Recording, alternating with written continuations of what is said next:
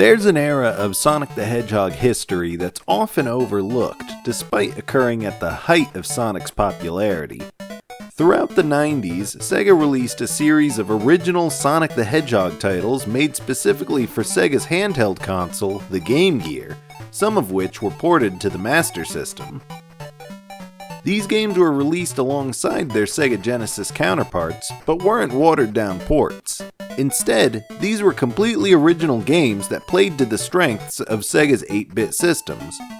For a lot of people, especially in markets where the Master System dominated, these were the definitive Sonic games. Sonic the Hedgehog was released for the Master System and Game Gear in October of 1991, several months after the release of the Genesis version. While the two titles share the same name in several stages, they're two separate games entirely. The 8-bit version lacks a lot of the graphical flourishes of the 16-bit version, but accurately recreates the gameplay and physics to a degree.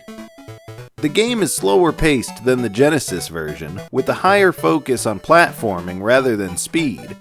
While there are special stages in this version, the Chaos Emeralds are found in the stages themselves. Special stages offer the player the chance to rack up lives and continues, which are desperately needed as this game can be very unforgiving. As a side note, the music from the Bridge Zone stage may have been the inspiration for the 2001 Janet Jackson song Together Again.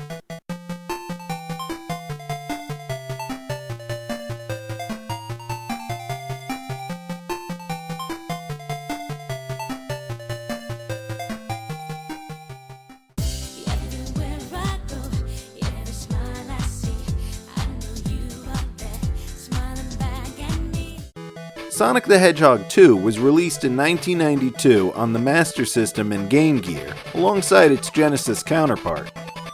While the first 8-bit Sonic game had a slight resemblance to the 16-bit version, this one is practically its own game entirely. While the Genesis version was marketed entirely around the inclusion of Tails as a playable character, he's nearly completely absent from the Game Gear and Master System versions. The game opens with a cutscene featuring Tails being kidnapped by Robotnik, setting up the story of the game. Each level begins with a little title card that features Tails alongside Sonic, but the game is a solo venture for the Blue Hedgehog. If you don't beat the game with all the Chaos Emeralds, you get a bad ending where Sonic looks up into the sky to see Tails in a constellation of stars, implying that Sonic's failure led to his demise.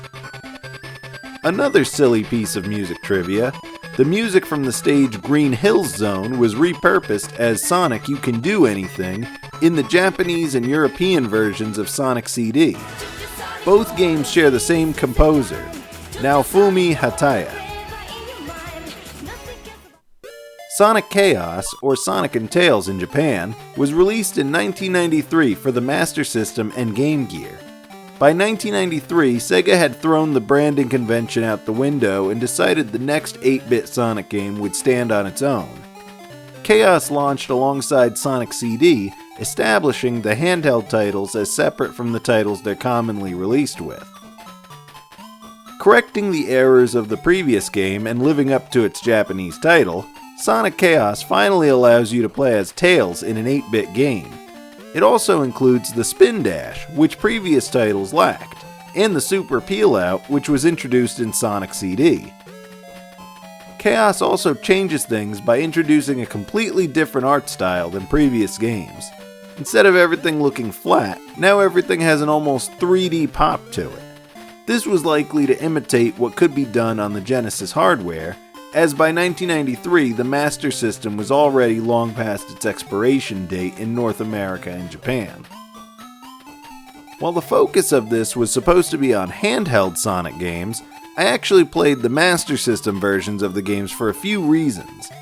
Namely, the Master System offers a slightly higher resolution than the Game Gear, resulting in more screen area. The games are largely the same between the two versions, but I felt it was important to point this out.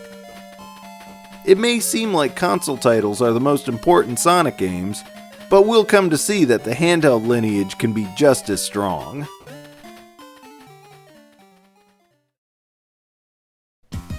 Thanks for watching.